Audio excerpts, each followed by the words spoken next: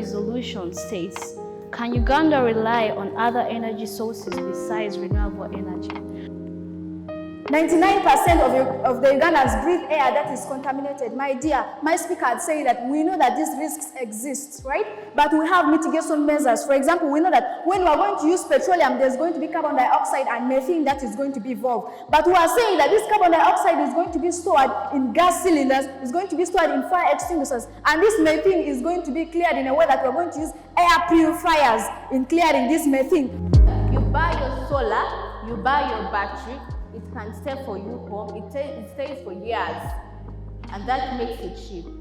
We are saying that we are going to use renewable energy sources, right? But we are saying that we are going to use other sources of energy besides these renewable energy sources. Why? Because these renewable energy sources like wind, sun, and biomass, they are always not available. They might be there available, but they are not always constant. You can take, for example, countries like Alaska that received 8 months of snow, but only 4 months of summer. So how are we going to help these other countries like Alaska? Afforestation is the planting of trees in areas that they have never existed. Oil and gas reserves can generate significant revenue for Uganda. That's why my second speaker was able to bring to attention the fact that oil is worth millions of dollars. When we convert this into shillings, where is Uganda heading? That's why we're going to bring a lot of development in our country, Uganda.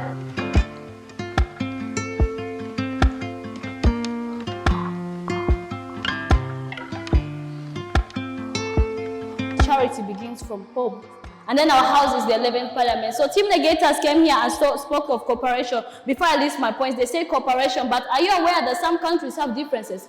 What do we mean by national sovereignty? Countries might prioritize domestic interests over global needs. How are we going to first of all stop these climate changes as a country? The number one priority here is recycling. Let us fight for our climate by our own rather than depending on other countries.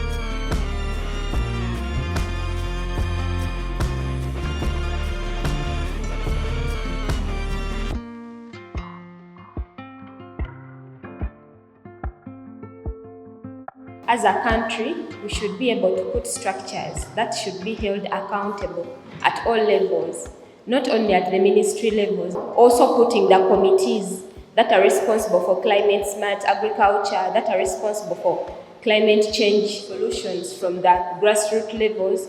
There is no way you're going to discuss finance when you don't have structures for which the money has to be used. The effect of this climate change is global. The effects don't segregate. We have the effects collectively. We all suffer the heat, and I think it should be a collective effort. So I will say let countries, struggle and fight this climate injustice, which is actually now eating away our environment, by having policies, by going to the national parliament and debating and putting measures and policies to protect the nature and the environment, which in turn will help our climate. And then as we fight the issue of the climate change, what is my role? You see that Uganda is one of the countries that have low carbon print, but being affected by the impacts of climate that have been caused by other nations. That's why we are hearing of topics of climate finance. And with that, I say global cooperation is needed, for the problem is not only us. We do not have planet B, we have one planet. It's about charity beginning from home. So if there is any good practice that we have as a country, would it be bad for us to extend it to them? We must make sure the change begins from home, your home, and then it goes to the LC1, the sub-counties, your district, the entire country. The responsibility is both mine and yours to Today we are sitting here, but ask yourself, how far have you gone? What campaign have you made in making sure our climate stabilizes? Who is accountable for the disasters that we see? The floods, the heat waves? Who is responsible? Is it Uganda? Is it the developing countries? The winner of this year's tournament is Team Nakate Vanessa.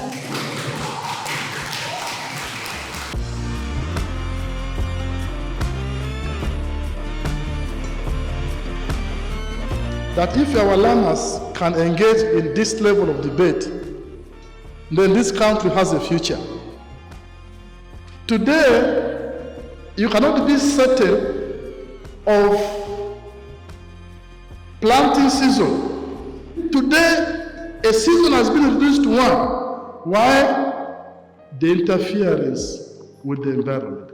And who is doing it? It is us. So time is now. It is our collective responsibility.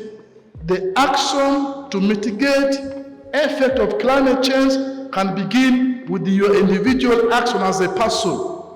And together, when we take those actions collectively, we'll be able to really mitigate the impacts of the climate change in our country. We should not always think a resource is money. You yourself is the resource. So that action to change the climate must begin by you. Stopping destruction of the vegetation cover, also taking action as a person to practically plant a tree. Somebody may say, okay, we have brought these young girls and these learners here today to debate, and then so what? But I think all of us can appreciate the fact that this was not just merely about competition. It was more of an opportunity for us to hear the voices and the thoughts of these young people on climate justice.